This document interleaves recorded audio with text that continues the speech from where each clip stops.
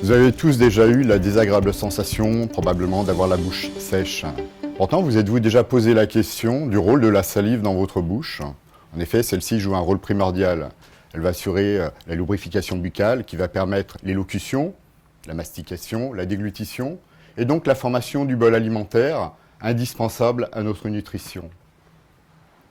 Pourtant, certaines personnes vont souffrir d'un manque de salive ou d'une altération de la qualité de cette salive. Cette pathologie s'appelle la xérostomie. Elle touche 20 à 27% de la population, principalement les personnes âgées et les personnes qui vont avoir une radiothérapie au niveau facial. Cette pathologie a des conséquences terribles pour ces personnes.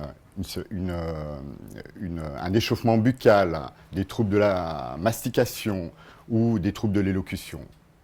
Mais aujourd'hui, comment font les médecins pour diagnostiquer cette pathologie?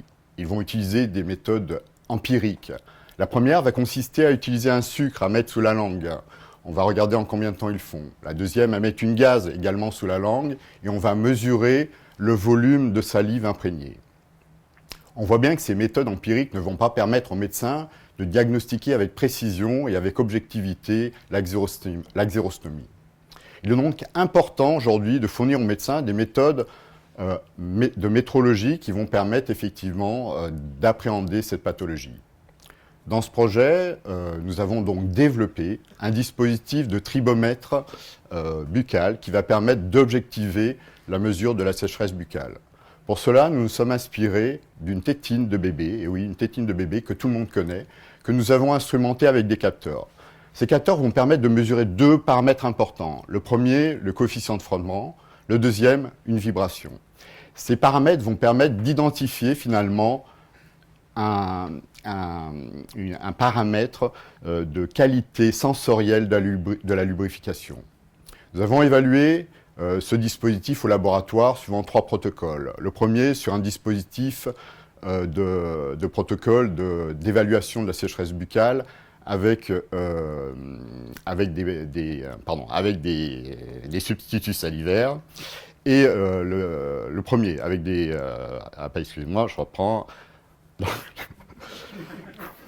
Donc le premier paramètre, le premier protocole, avec donc une simulation de la sécheresse buccale. Le deuxième, avec des substituts salivaires. Et le troisième, avec des compléments alimentaires.